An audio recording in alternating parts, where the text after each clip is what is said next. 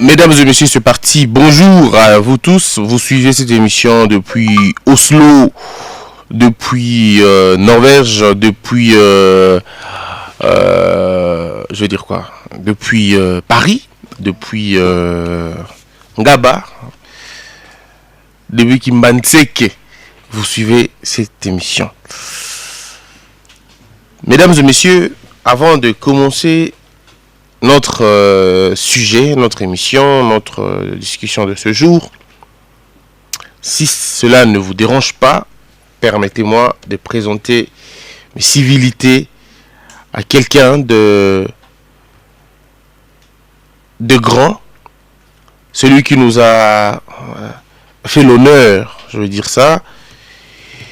Il nous a fait l'honneur, il nous a rendu cette fierté. Pour la première fois de l'histoire, le comité Nobel norvégien a bien voulu récompenser le travail d'un homme, d'un Congolais. Il s'appelle Dr Denis Mukwege. Ce fils et ce digne fils de la République n'est pas un politicien. Ce n'est pas un écrivain. Ce n'est pas un militant ou un activiste de quoi que ce soit. À la base, c'est un docteur. À la base, c'est un médecin. Il n'a jamais prié réparer les femmes. Ce n'était pas ça sa vocation. Personne ne peut vouloir cela d'ailleurs.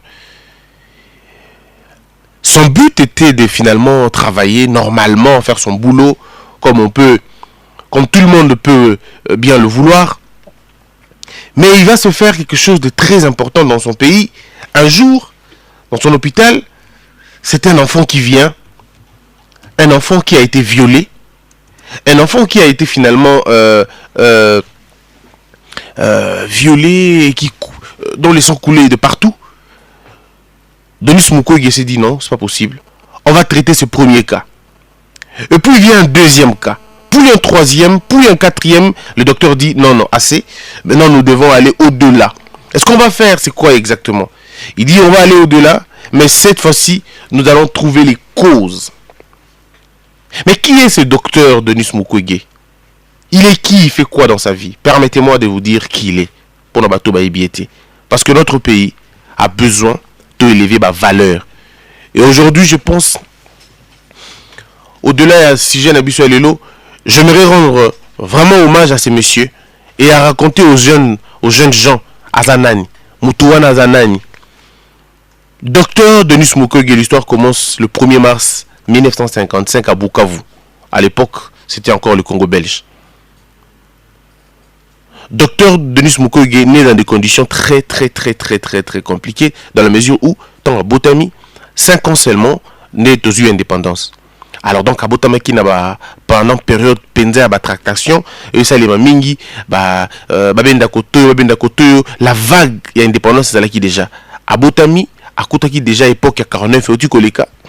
À Botami, au Tikokuta Mokili, na la deuxième guerre mondiale, plus jamais ça, mais plus jamais ça, on a Congo, on continuait encore à torturer les gens. À la base, un gynécologue, et comme après militant, il y a droit de l'homme, c'est quand il voit toutes ces choses au stade Mawana. Aujourd'hui, il est surnommé l'homme qui répare les femmes. Docteur Mukwege, malheureusement, a recevoir prix presque nyon sur la vie naïe. Libanda Yamboka, mais pas Namboka Naimoko. Dans son propre pays, on ne l'a jamais honoré, mais Namboka, on débat honoré. Il a eu beaucoup de distinctions pour l'engagement contre la mutilation génitale et tout. Beaucoup de prix, alors, dont le prix Sakharov en 2014 et prix Nobel en 2018. Au-delà de ça, Adala qui primait, il faut le dire, hein. Aujourd'hui, Dr Mukwege a 63 ans. C'est un père de famille. À Tanguy, na université à Burundi, à Tanguy, na université à Angeres, atteint l'université libre de Bruxelles. Et puis, bon, distinction là, prix Nobel des droits de l'homme des Nations Unies 2008, toujours en 2008, prix Olof Palme, chevalier de la Légion d'honneur en 2009, Reich, prix Ebele, et puis le prix Nobel en 2018. Alors, mais ce qu'il y a de plus, et pas docteur Mukwege, pour en parler, il y a Ebele à Kolo, parce que c'est plutôt on a établir, comment on appelle, prix naïe et vous allez belé en tout cas il a eu beaucoup de prix depuis 2007 2018 azoraka prix au moins chaque année azar toujours on a prix chaque année azaranango. Alors mesdames et messieurs, c'est quoi l'importance du prix Nobel na Katiamboka? Ce que vous voulez rappeler bien le sous comme est important et ça que docteur Mukwege non seulement kazu prix wana mais baza ebelé te ko zo prix wana les africains au bazo prix wana prix Nobel, c'est-à-dire comité norvégien on a eu sa bino prix et puis ça a repris dans le département belé prix de la paix, prix à biologie, prix à mathématiques, prix à ainsi de suite. Bato belé se distingue nango. Mais na makambu o Italie paix par exemple, baza qui est belé mingité. On peut parler par exemple il y a El Sadat ou Ibia président égyptien, Toko Betel Sola de Simon Tutu, on a là qui prêtre mais aussi militant ANC azalaki makambo belé et puis tout Mandela en 93 il est azalaki président. Mais un seul Congolais qui n'est pas politicien à obtenir ces prix, c'est docteur Denis Mukwege. Aza au Mandela a benga trésor national, pas trésor national, non, trésor national. Docteur Denis Mukwege baza lampe yamboka. Ce sont des lampes témoins. Ce qui a brillé Mingi, on comprend que cette société est éveillée. Parce qu'une société s'élève par sa capacité de promouvoir les valeurs, par sa capacité de récompenser ceux qui font un bon travail. Ceux qui disent, nous ne pouvons pas continuer la logique, nous devons travailler pour changer les choses. Ce sont là les gens comme Dr Denis Mukwege. Et aujourd'hui, j'ai pensé parler de lui. Il y a eu beaucoup d'Africains. Vraiment pas beaucoup, mais quand même assez beaucoup par rapport au nombre. On pourra parler, il y a des Nigériens locaux là-bas. Soyinka, Soyiboebi, Soyinka Wall, avec qui, avant Nigérien, on a occupé prix, Égyptien, au Batunion, une petite partie, il y a Batoubaebi, c'est un auteur arabe assez engagé, que moi j'ai eu la grâce de lire quelques de ses prix, à la prix Nobel de littérature, à Naguib, en fait, moi je l'appelle Naguib, a beaucoup écrit aussi sur la question, mais il y a aussi une romancière sud-africaine, Nadine Gordimer, elle aussi elle a beaucoup écrit, elle a rendu à l'humanité quelque chose de très important, hein? Donc service moko au Sakarate, c'était vraiment une dame qui écrivait très bien des très bons romans, un prix Nobel encore à la littérature, peut-être qu'il y a un sud-africain, ceux qui connaissent Jocks Maxwell, il n'y a pas comme qui si je ne me trompe pas, hein, si je me trompe pas, c'était entre 2002 ou 2003, je peux me tromper na date. Et puis toujours il faut parler aussi je veux dire en Afrique du Sud kaka, parce qu'en Afrique du Sud qui n'a pas pris Nobel mo ebele. Hein, je me rappelle plus, il y a un nombre d'ango, mais qui vraiment mo ebele. Il n'y a pas que Desmond Tutu, il n'y a pas que De Klerk, il n'y a pas que Mandela. Il y a aussi un ancien chef des tribus avec qui président ANC Albert John Luntuli, c'est celui qui a vraiment parlé à Mandela, au Kutanakila Mandela, na restaurant. Vous vous rappelez, ils se sont retrouvés dans le restaurant, ils ont parlé, et c'est lui-même qui a finalement entre autres enrôlé Nelson Mandela. Bon, et puis après vous allez comprendre ça. Il y a beaucoup, il y a aussi une dame, Basio Basala qui paye Makambongo na prix Nobel de la paix, prix Nobel, il y a la littérature, prix Nobel, il y a biologie, ça qui est belé. Donc je ne citerai pas tout le monde, vous allez vous rendre compte que par exemple Wangari Maathai, c'est une Kenyenne biologiste. Elle a travaillé dans beaucoup de choses en tout cas. Distinction d'ailleurs en vertu à contribution en faveur du développement durable et la démocratie et de la paix même. Yambokanaï. Alors, Donc, on peut parler déjà de ces femmes qui ont... Elle est la première femme noire. Hein, et puis la deuxième femme noire, vous savez, c'est la présidente, il y a Libéria, Hélène. Madame Hélène, elle a qui prix Nobel IP de la paix. Kofi Annan, prix Nobel de la paix. Donc, bref, prix Nobel, il y a paix, Batalaki. Mais maintenant, docteur Denis Mukwege a prix Nobel de la paix. Une autre dame. Alors, j'aimerais ici faire comprendre la Batounine. Quel est le but on doit faire comprendre Bino Lelo? C'est pour vous faire comprendre que dans la vie, il n'y a pas que ministère, il n'y a pas que députation, il n'y a pas que président de la République. Oh, c'est important. Dans la vie, c'est l'engagement d'abord que l'on a. Dans la vie, c'est l'engagement. Dans la vie, c'est l'objectif qu'on s'assigne. L'idéal. Le pays, nous perdons l'idéal. Nous n'avons pas d'idéal, malheureusement. Quand vous regardez les gens se battre, vous regardez les gens se livrer à des combats, vous vous dites, mais combat on va combat à Nini? C'est ce qui fait que Batou Baza sous ma position T. Les gens ne sont plus posés, les gens n'ont plus une... C'est-à-dire ils n'ont pas d'idéal. Et quand vous n'avez pas d'idéal, vous allez changer le parcours à tout moment. Aux allez qui na IDPS, au longo na IDPS, au comina peut perdre, au longo na peut perdre, au comina na ONG, DF, finalement tu traverses tous les partis. Absence totale, il y a idéal. Et les gens ont très mal défini même la politique. Oh non, la politique. Mes frères et sœurs, dans ce pays, nous avons besoin des gens qui sont derrière Baïdéo. Vous savez, Étienne Tshisekedi, pour ne parler que de lui, ce monsieur avait toutes les raisons de faire autre chose. Il avait toutes les raisons de faire ce qu'il voulait. Mais c'était par rapport à un idéal qu'il poursuivait. Je ne dis pas ici qu'Étienne Tshisekedi était un saint. Non, avec qui sainteté. Mais Étienne Tshisekedi était derrière certaines valeurs. Étienne a payé de tout ce qu'il pouvait payer pour être ce qu'il est devenu. Il était devenu. Mettant la vie de ses enfants en danger. Aujourd'hui, on parle de Félix qui n'a pas beaucoup étudié, mais on ne se pose pas la question dans quelles conditions ces messieurs vivaient. On ne se pose pas dans quelles conditions ces garçons étaient en train de vivre. Ne pouvons pas vivre à Kinshasa convenablement parce que papa arrêté à tout moment, maman dérangée, persécutée, on ne sait pas comment il fait. Personne ne se pose la question comment le frère cadet d'Étienne Tshisekedi a été chassé dans plusieurs universités ici. Justement, le fait pour lui de porter le nom d'Étienne Tshisekedi, de porter le nom de Tshisekedi simplement, on ne se pose toujours pas la question. On ne connaît pas comment les gens ont évolué, mais aujourd'hui on brandit, oh il n'a pas beaucoup étudié, même si le gars a un diplôme de graduat en Belgique qui n'a rien à voir avec le diplôme de docteur ou Bazana Kinshasa, avec les diplômes politiquement obtenus, que l'on sait d'ailleurs très bien. Ici, je vous parle d'un engagement de quelqu'un, d'un engagement d'un homme, d'un engagement au Bazanangolelo. Les gens n'ont pas d'engagement, les gens n'ont pas de vision. En fait, tant que vous avez un engagement, sur tel engagement, on les a engagement, on les a par rapport à l'amba kolata. Engagement, on les a par rapport à vivre bien, à la lobby, c'est fini, c'est ça.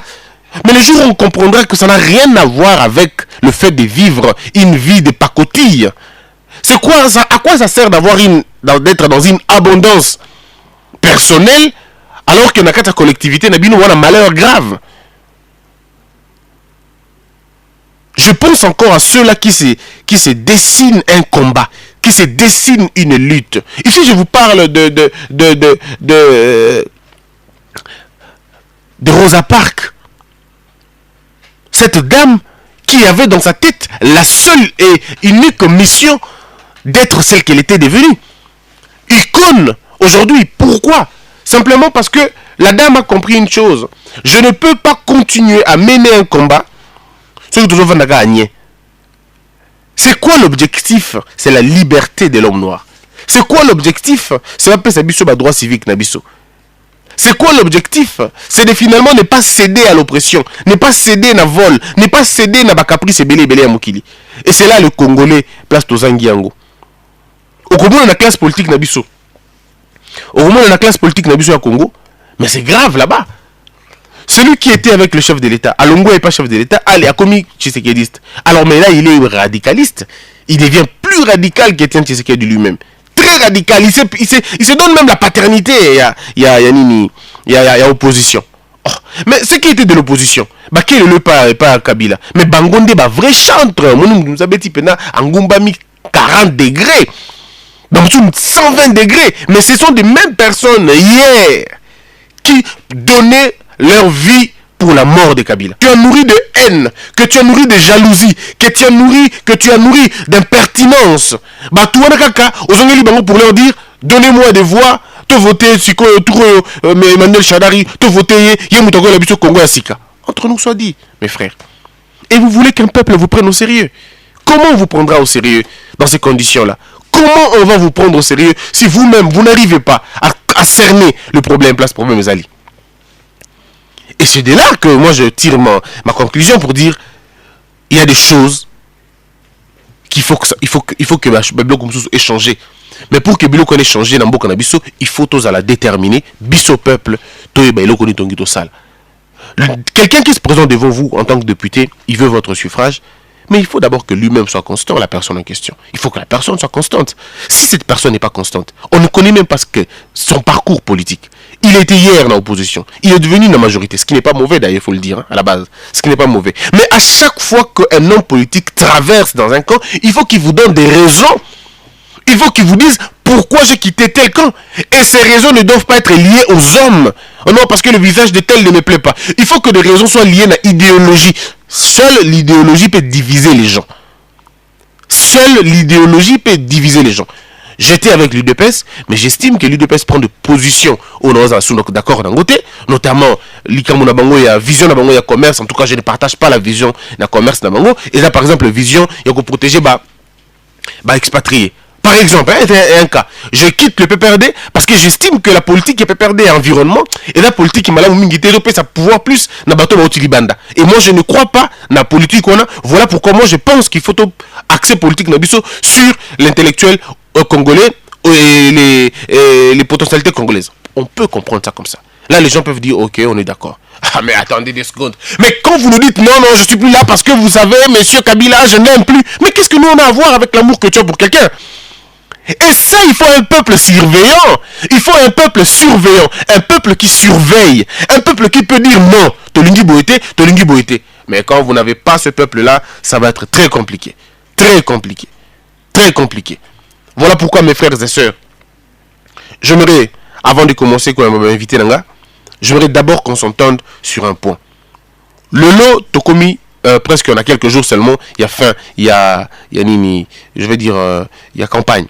Donc ça la campagne, donc élection, calamité. Mais ce qui est élection la mentalité,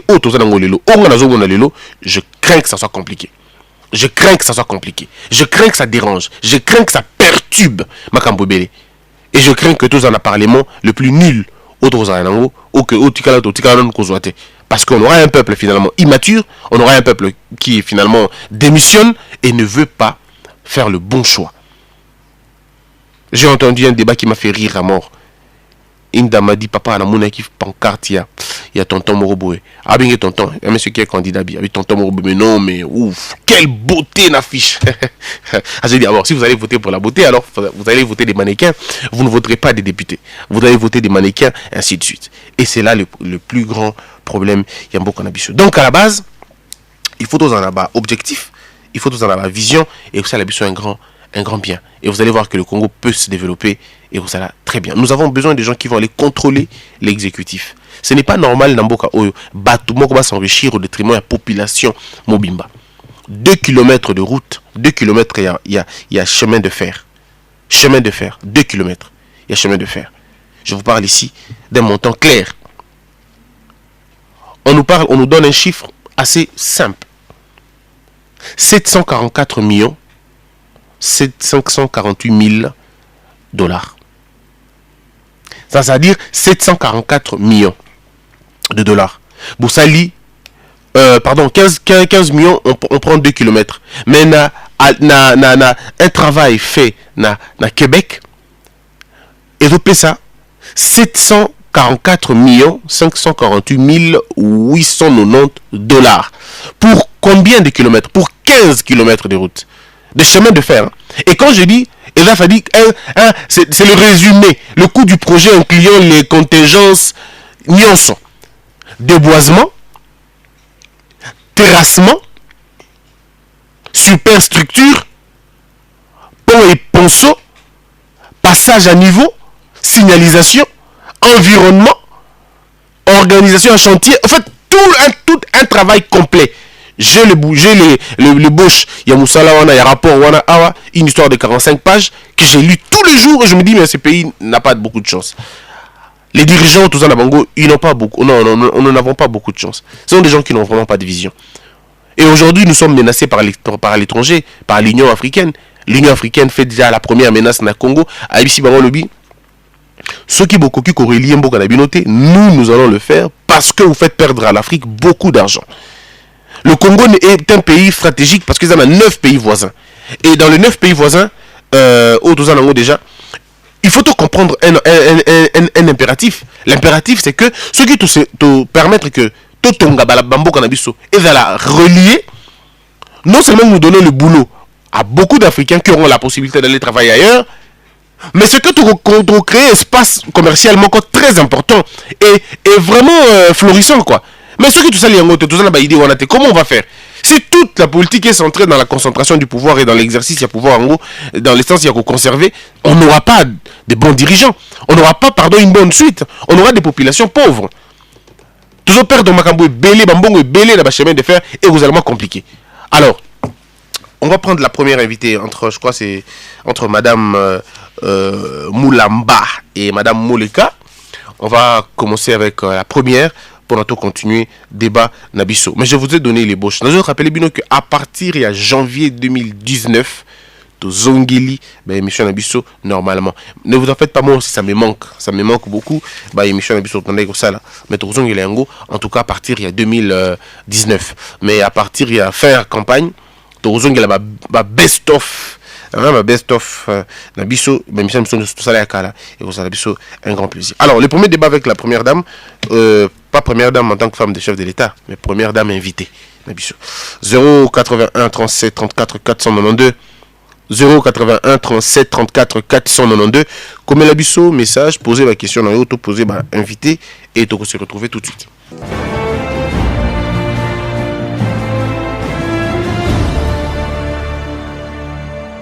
Madame Moulamba, elle est aujourd'hui, je veux dire, candidate.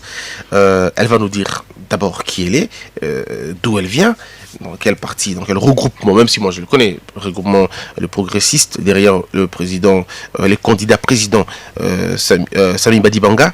Aujourd'hui, elle veut faire la politique, elle a une expérience dans les secteurs privés, et qu'elle veut maintenant aller dans le secteur politique, et c'est ce qu'on va savoir. Madame Moulamba, comment allez-vous? Très bien, merci. Et je vous remercie de nous avoir accueillis au sein de votre émission à la RTG ce matin. Ok. Alors, madame, vous êtes candidate à la députation nationale. Circonscription. À la circonscription de Lukunga. De Lukunga. Ah oui, Lukunga aussi. Très bien. Pourquoi aussi? Oui, parce qu'il y en a beaucoup maintenant. Parce que je ne fais que des gens de Lukunga ces derniers temps. Il y en a beaucoup, en tout cas. Oui, nous sommes trop nombreux. Alors, dites-nous, Madame Moulamba, qui êtes-vous de façon succincte? Ok. Je suis née à Kindo, dans le Maniema. Ok. J'ai fait mes études primaires à Lemba, où j'ai grandi. Puis, je suis partie à l'Est, à l'internat, chez les frères maristes. Par la suite, j'ai eu l'occasion de poursuivre mes études universitaires en Europe.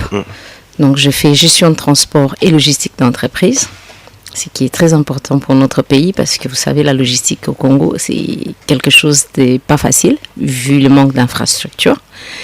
Nous devrions normalement former un peu plus ici au Congo des logisticiens, mais à ce jour, il n'existe aucune école en logistique ici au Congo.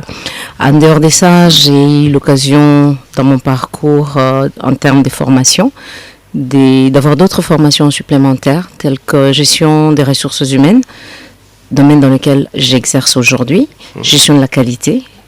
Aussi, j'exerce là-dedans aujourd'hui, donc je suis directrice des ressources humaines et directrice de qualité dans l'entreprise où je travaille. J'ai fait aussi l'audit interne, gestion de tourisme. Notre pays aura vraiment besoin d'investir dans le tourisme parce qu'il y a des pays dans ce monde qui ne vivent que de tourisme. Et nous avons un pays qui s'apprête, qui a tout ce qu'il faut pour travailler, pour faire évoluer les tourismes. À l'époque, je me rappelle quand j'étais petite, puisque j'ai étudié à l'Est, nous avions quand même le parc de la Rwindi qui drainait pas mal des tourismes. Malheureusement, avec tous les conflits aujourd'hui, tout ça est parti à l'eau.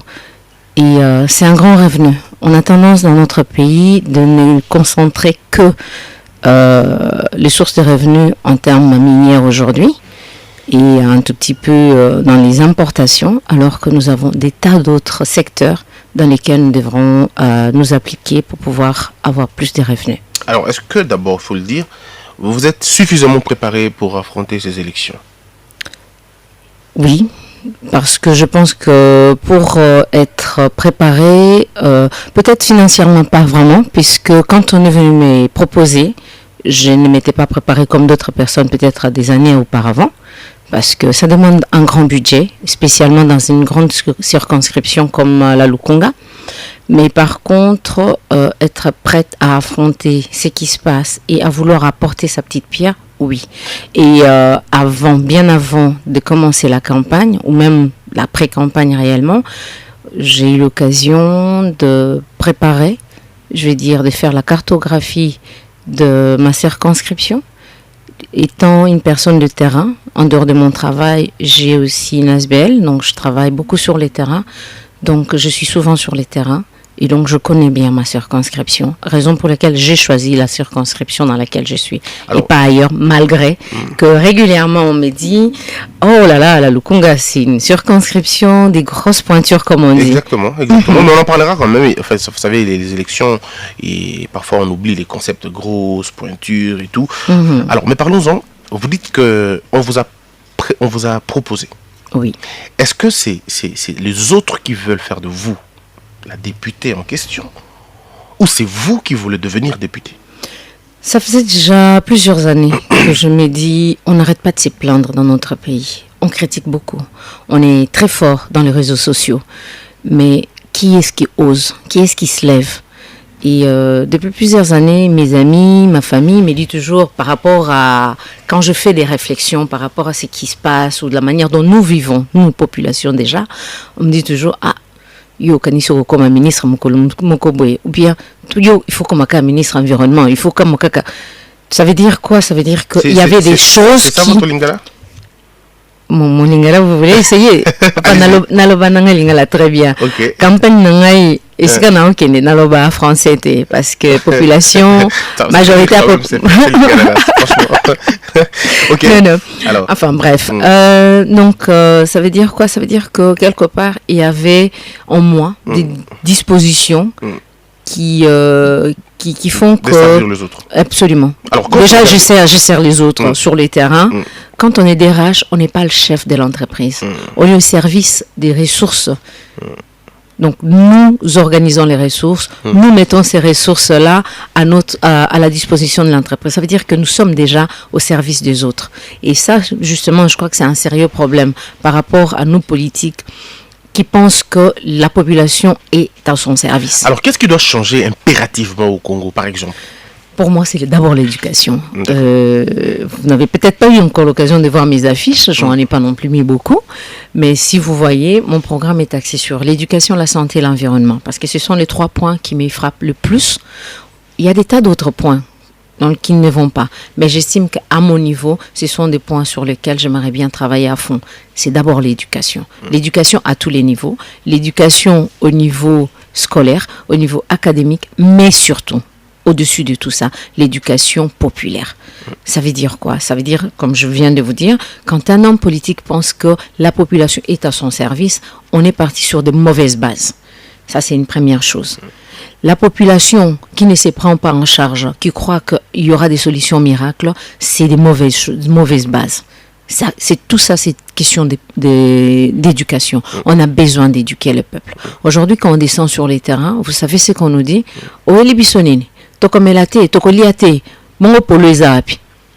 Je vais dire quoi? Je vais dire que la population centre ses choix par rapport à ce qu'elle reçoit.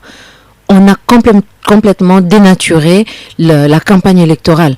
On achète les gens. Mais les gens ne sont pas des objets. Les voix, puisqu'on va chercher les voix des personnes, il n'y a pas de prix à ça.